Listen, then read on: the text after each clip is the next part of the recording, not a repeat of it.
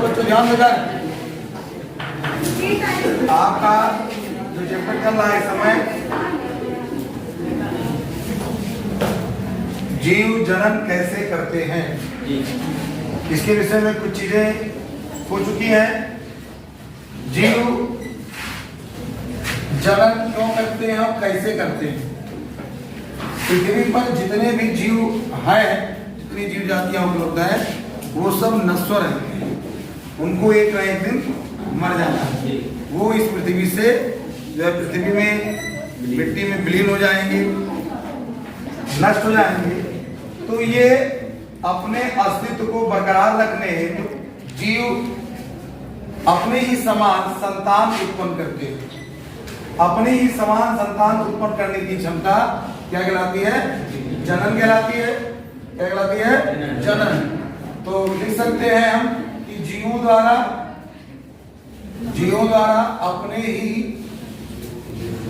अपने ही समान संतान उत्पन्न करने की क्षमता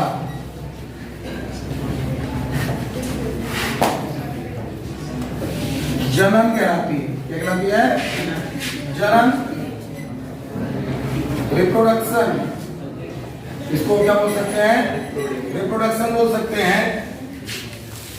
अब जीवों में जनन की जो विधियां हैं, इसका मतलब ये हो गया कि संतान उत्पन्न करने के लिए ही जीव जनन करते हैं।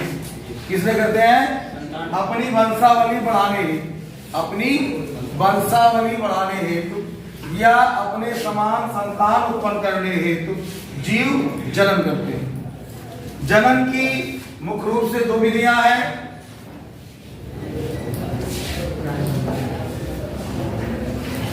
अलैंगिक विधि और लैंगिक विधि।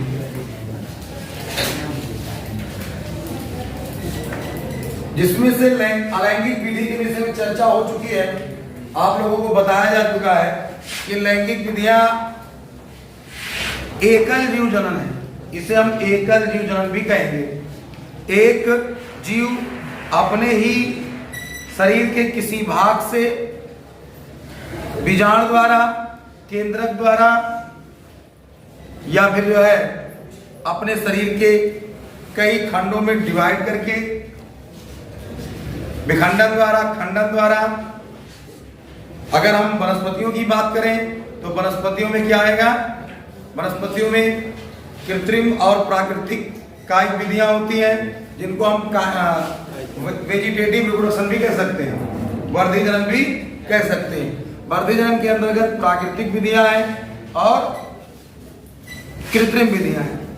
वनस्पतियों में दाब लगाना, खूंटी बांधना,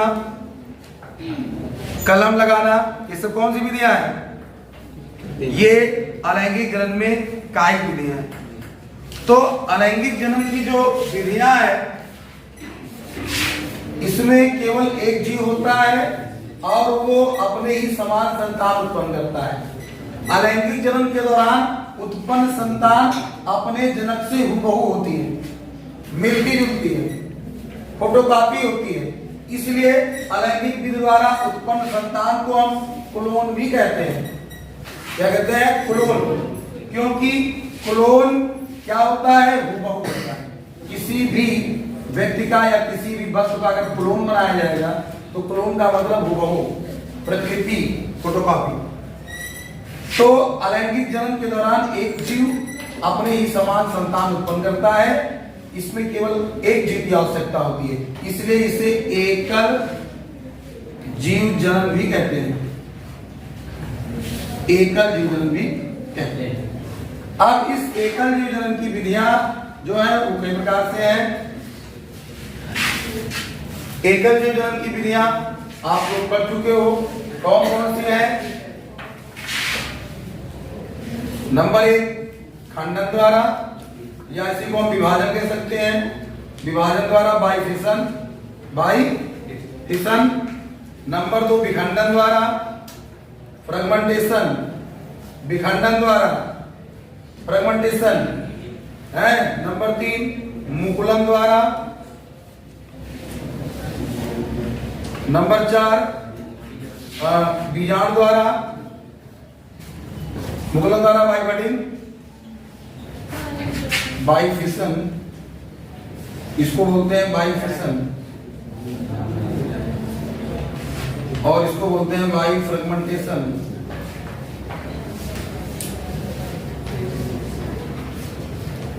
इसको बोलते हैं बाई बटिंग, बीजाणु द्वारा बाई स्पोर्स,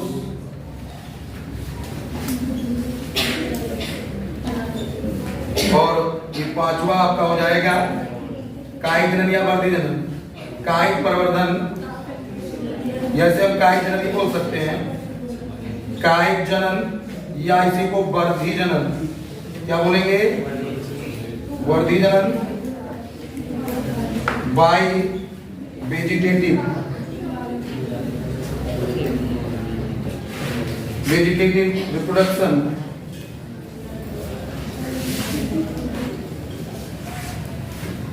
तो ये अलैंगिक जनन की विधि है,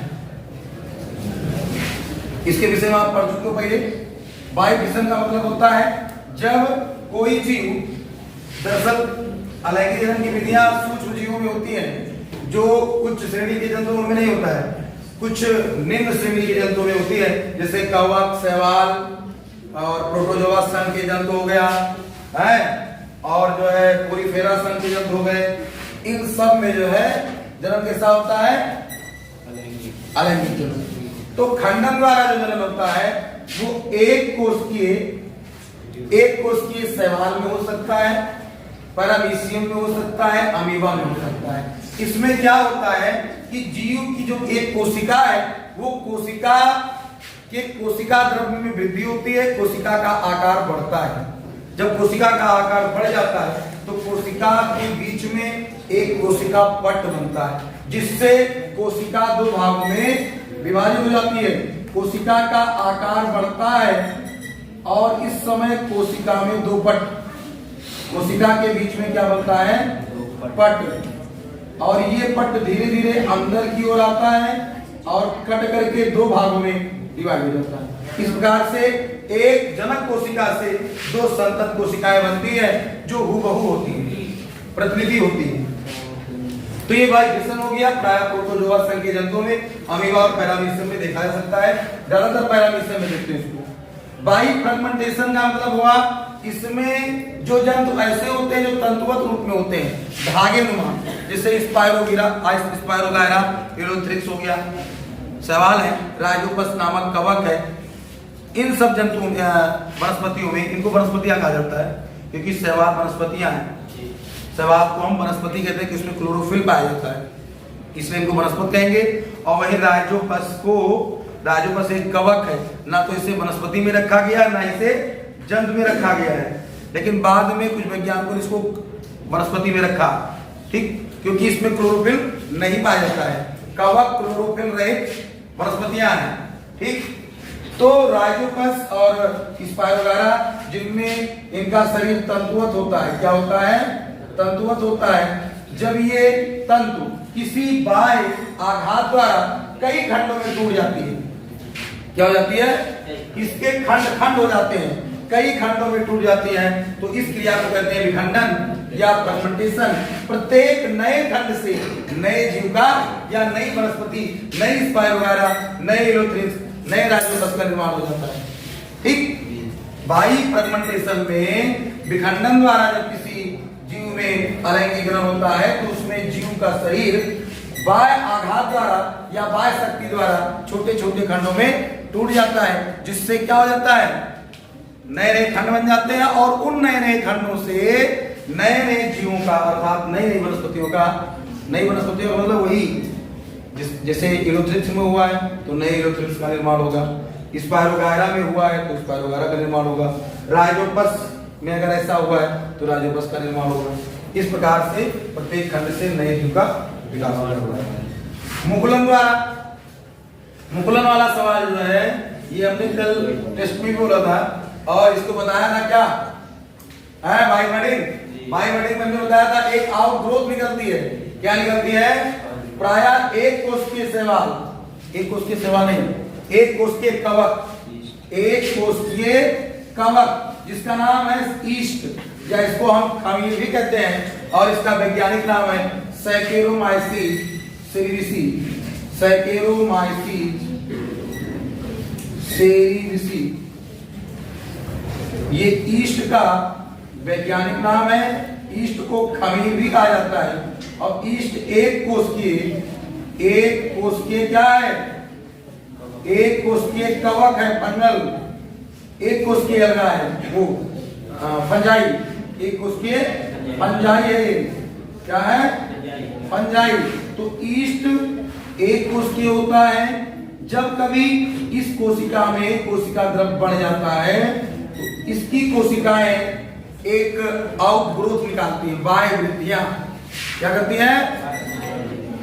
इन कोशिकाओं में कोशिका द्रव्य की मात्रा बढ़ जाती है तो इसका कोशिका द्रव्य इसके कोशिका भित्ति से होकर के बाहर को निकलता है, जिसे हम आउटग्रोथ बोलते हैं या बाह्य वृद्धि कहते हैं। इस बाह्य वृद्धि को ही बर्ड्स कहा जाता है। क्या कहा जाता है? बर्ड्स। और इस बर्ड्स में इसके जीव द्रव्य यहाँ पहुंच करके धीरे धीरे बढ़ते हैं और मैच्योर होते हैं। जब ये आउटग्रोथ परिपक्व हो जाता है, क्या हो जाता है? परिपक्व मतलब कोशिका के बराबर हो जाता है, जीव द्रव्य पूर्ण रूप से इसमें बन जाता है, केंद्रक का विभाजन हो जाता है, तो ये यहीं से टूट करके दोनों कोशिकाएं एक दूसरे से पृथक हो जाती हैं और दो नई कोशिकाएं बन जाती हैं। इस क्रिया को कहते हैं मुकुलन, अर्थात बर्ड्स द्वारा नए जीव का निर्माण मुकुलन कहलाता है। क्या कहलाता है? मुकुलन। ठीक, समझ गए? एक कोशिकीय ईस्ट में होता है। चौथा है बीजाणु द्वारा, स्पोर्स द्वारा। इसके विषय में आप जान चुके हो। स्पोर्स प्रायः एक को प्रायः जो है शैवाल और फंजाई, कुछ और भी जीव हैं, वनस्पतियां हैं, उनमें उनकी कोशिकाओं में छोटे छोटे स्पोर्स बनते हैं। क्या बनते हैं? स्पोर्स। उनका जीव द्रव्य इकट्ठा होकर के उनका केंद्रक कई भागों में विखंडित होकर के क्या बनाता है? स्पोर्स बनाते हैं, बीजाणु बनाते हैं। कोशिका के अंदर उनका केंद्रक या जीव द्रव्य छोटे छोटे भागों में, मतलब कई बार विभाजित होकर के समसूत्री विभाजन करके क्या बना लेते हैं? स्पोर्स बनाते हैं, जिनको हम बीजाणु कहते हैं। बीजाणु या स्पोर्स। और यही स्पोर्स जब ये कोशिका फटती है तो सभी बीजाणु बाहर आ जाते हैं और बीजाणु बाहर आकर के अंकुरित होकर के नए पौधे को जन्म देते हैं। इस प्रकार से स्पायरोगारा मतलब शैवाल, कवक और जो भी है अन्य जंतु में भी, अन्य वनस्पतियों में बीजाणु द्वारा क्या होता है? अलैंगिक जनन होता है। ठीक। अब चौथा है कायिक जनन। कायिक जनन में ये सारी शरीर से संबंधित है। इसको कायिक जनन से कहा गया। कायिक माने बॉडी, दैहिक। तो शरीर के किसी भी अंग से, जनन अंगों को छोड़ करके शेष किसी भी अंग से नए जीव का विकास क्या कहलाता है? कायिक जनन। जैसे मान लीजिए वनस्पतियों में, कुछ वनस्पतियों में पत्र पत्रिकाएं पाई जाती हैं। पत्र पत्रिकाएं उसपे पेड़ पे या किसी जगह पर तने पर लगी रहती हैं। जब वो अनुकूल परिस्थिति में पृथ्वी पर आकर गिरती हैं तो अंकुरित होकर के नए पौधे को जन्म देती हैं। ठीक। कभी कभी क्या होता है?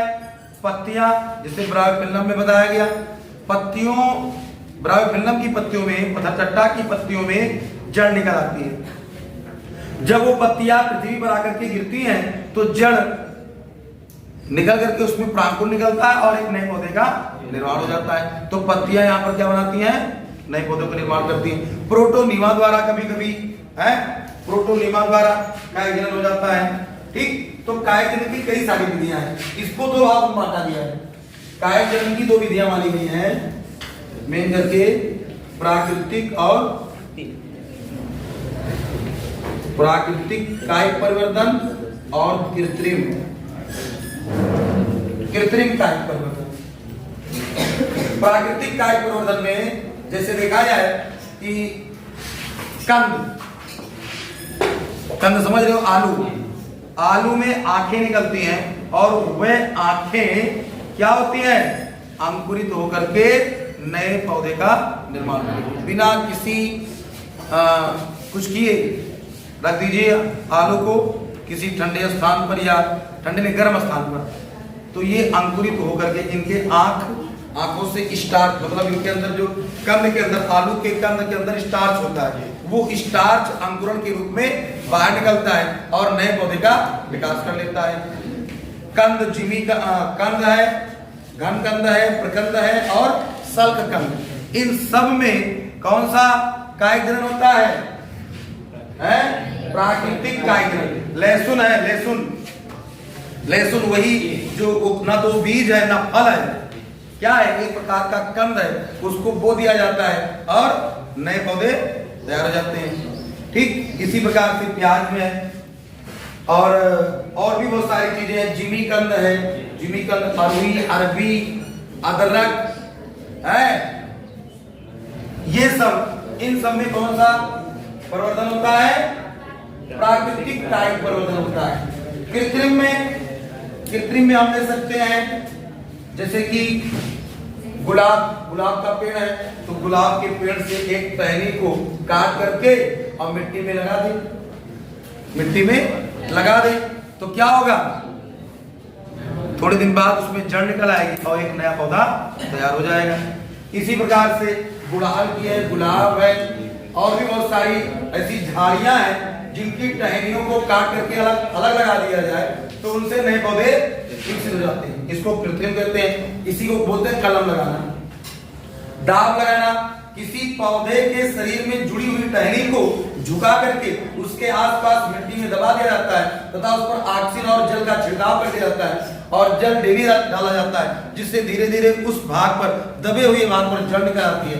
जब जड़ निकल आवे तब उसको मेन पौधे से क्या कर देते हैं? काट के अलग कर देते हैं और ले जाकर के कहीं अलग लगा देते हैं, एक नया पौधा तैयार होता है। इसे कहते हैं दाब लगाना। ठीक, गूठी बांधना,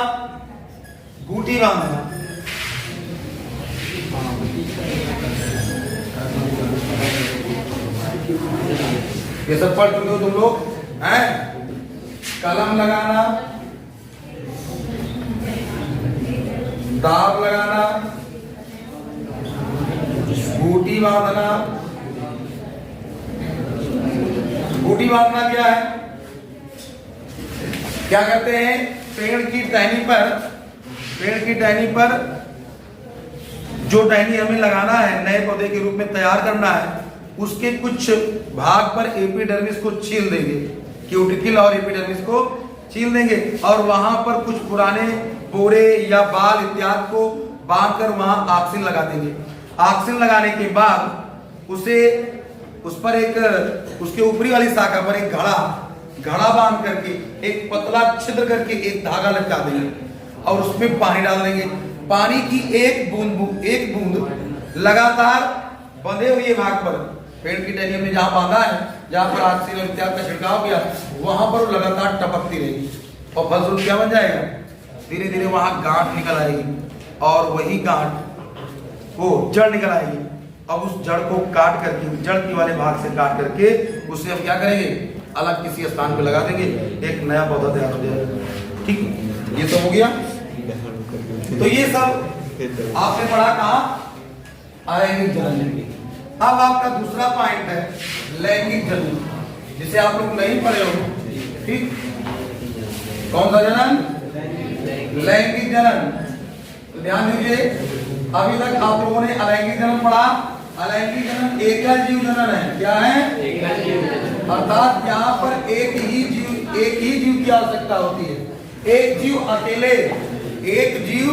अकेले अपने समान संतान उत्पन्न कर सकता है, लेकिन अलैंगिक जनन जो लैंगिक जनन चलेगा, लैंगिक जनन, सेक्सुअल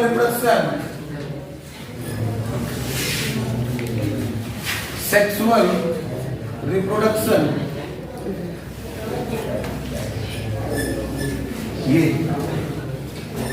ये अधिकतर उच्च श्रेणी के जंतुओं में पाया जाता है। लैंगिक जनन द्वारा जीव उत्पन्न करने की क्षमता उच्च श्रेणी के जंतुओं में भी होती है और उच्च श्रेणी के वनस्पतियों में भी होती है। ठीक, लैंगिक जनन की जो लैंगिक जनन द्वारा जीवन उत्पन्न करने की जो क्षमता होती है वो किसमें होती है?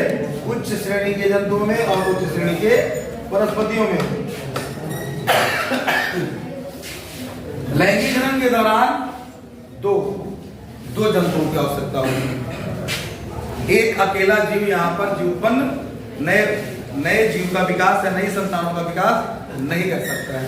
यहाँ दो जंतुओं की आवश्यकता होती है, एक नर और एक मादा।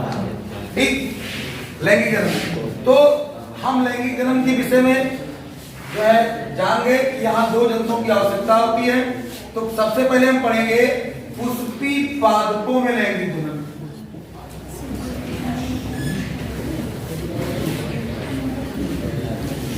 पुष्पी पादपों में लैंगिक जनन।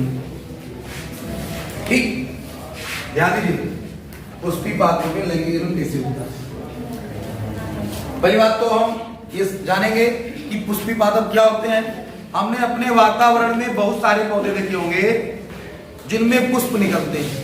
अब कुछ पौधे ऐसे भी देखे होंगे जिनमें पुष्प नहीं होते हैं। जिनमें पुष्प नहीं होते उनको क्रिप्टोगैम्स कहा जाता है। क्या कहते हैं? उन्हें क्रिप्टोगैम्स कहते हैं। जिनमें पुष्प नहीं उत्पन्न होते उनको क्या कहता है? क्रिप्टोगैम्स। जैसे हम शैवाल, कवक, ब्रायोफाइटा, टेरिडोफाइटा, इनमें पुष्प नहीं पाए जाते हैं। इनको हम आप पुष्पोद्भिद पौधे कहते हैं। क्या कहते हैं? बंद करो थोड़ी।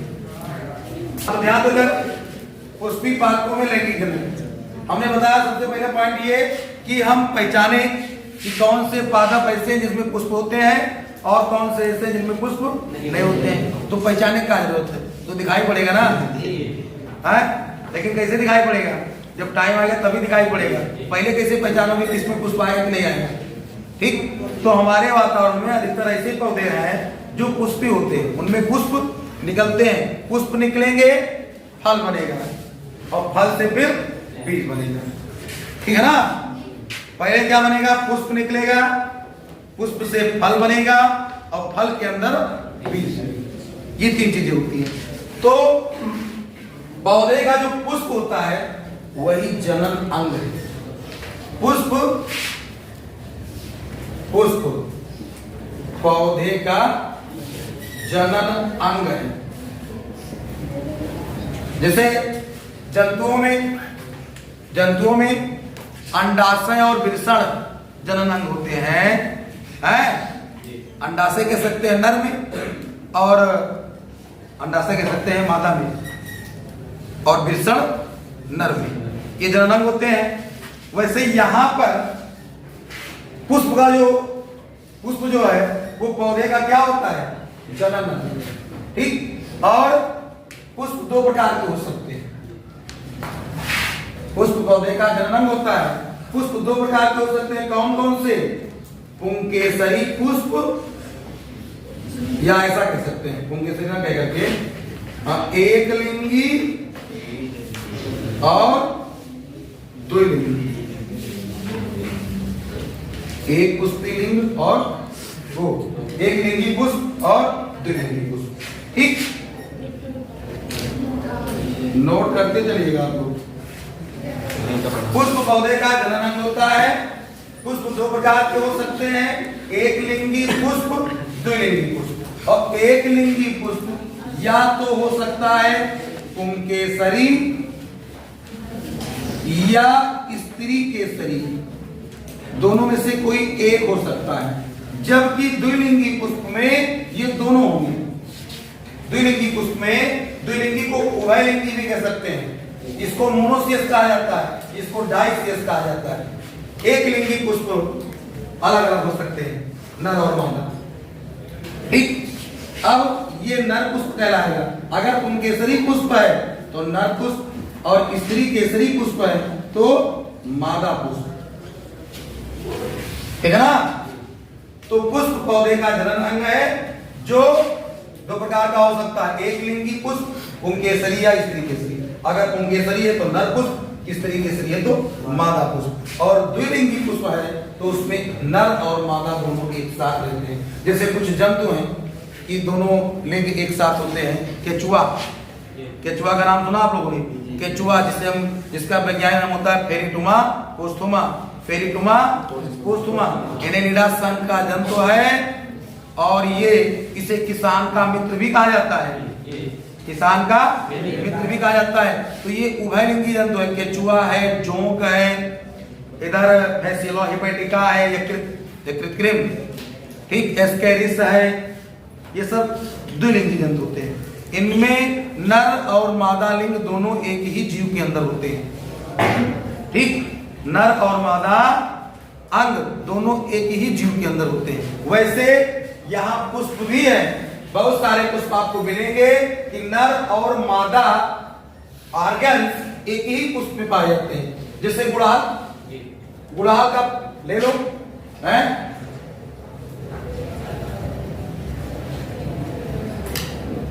गुड़हल में ये 5 पंखुड़ियां ऐसे बगल बगल में होती है, आप लोगों ने देखा होगा। और इसमें एक लंबी सी संरचना निकलती है जिस पर ये छोटे छोटे क्या निकले रहते हैं, यहाँ ये 5 ऐसे। अगर आप गुड़हल देखे होंगे तो आप तुरंत समझ जाएंगे कि हाँ ये गुड़हल का पुष्प है, ठीक। यहाँ ये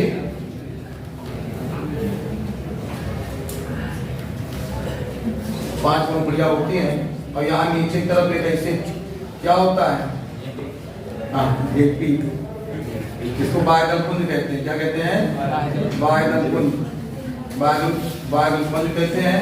और यहाँ छोटी छोटी से 7 या 5 निकली होती है, 7 या 5, ये, ठीक। तो आप देखो, ध्यान दो, ये तो बात की चीज है, एक लिंगी द्विलिंगी। पहले हम पुष्प की संरचना पढ़ेंगे, जब पुष्प जानेंगे तभी इसके अंदर का लिंग जानेंगे। तो पुष्प पौधे का जनन अंग है जिसमें 4 भाग होते हैं। पुष्प पौधे का जनन अंग है जिसमें भाग तो होते हैं 4, लेकिन चक्र होते हैं 2, जिसमें 2 चक्र होते हैं, 2 चक्र होते हैं। कौन कौन से चक्र? सहायक चक्र और जनन चक्र। सहायक चक्र के अंतर्गत आता है बाह्य दल पुंज और इसके अंदर जनन चक्र के अंदर बाह्य दल पुंज और दल पुंज। जनन चक्र के अंतर्गत आता है पुमंग, पुमंग और जायान। तो कुल मिलाकर के कितने भाग हो गए एक पुष्प में? 5 नहीं 4। हमने बताया 2 चक्र होते हैं, जिस पुष्प में 2 चक्र होते हैं, सहायक चक्र और जनन चक्र। सहायक चक्र के अंतर्गत 2 भाग, बाह्य दल पुंज, दल पुंज। ये आपका बाह्य दल पुंज है, क्या है ये? बाह्य दल पुंज। और ये भाग दलपुंज है, जो लाल कलर का होता है, वो क्या है? दलपुंज है। और यहाँ पर ये पुमंग है, इसको हम पुंकेसर कह सकते हैं, क्योंकि पुमंग पुंकेसर से बनता है। किससे? पुंकेसर से। और जायांग बनता है स्त्री केसर से। कल आप लोग फूल लेकर के आइएगा, उसमें समझाएंगे। तो ये सब पार्ट क्या है? ये पुंकेसर है। और ये पार्ट जो ऊपर 5 दिखाई पड़ रहा है, लाल कलर का होता है, एकदम से अलग होता है, इन सब चीजों से अलग होता है। इसे कहते हैं हम जायांग या स्त्री केसर। ये इतने भाग होते हैं, 4 भाग। एक पुष्प में 4 भाग होते हैं। कितने भाग होते हैं? 4 भाग। कौन कौन से? बाह्य एक पुष्प में 4 भाग हो सकते हैं, होते नहीं है। कभी कभी एक गायब रहता है, या तो पुंकेसर गायब रहेगा या फिर स्त्री केसर गायब रहेगा, या ऐसा कुछ भी आपको मिलेगा, सब होंगे, चारों होंगे। इसी के आधार पर ना एक लिंगी और द्विलिंगी के आधार पर। जो द्विलिंगी पुष्प होता है उसमें 4 भाग होते हैं, जो एक लिंगी पुष्प होता है उसमें एक गायब रहता है, कोई एक गायब रहेगा, ठीक। जिसमें एक कोई गायब रहेगा उसे कहेंगे अपूर्ण पुष्प, और जिसमें चारों चीजें होंगी उसे कहेंगे पूर्ण पुष्प, कंप्लीट फ्लावर, ठीक। चलिए अब कल जो है आप फूल लेकर के आएंगे तो समझाया जाएगा, ठीक।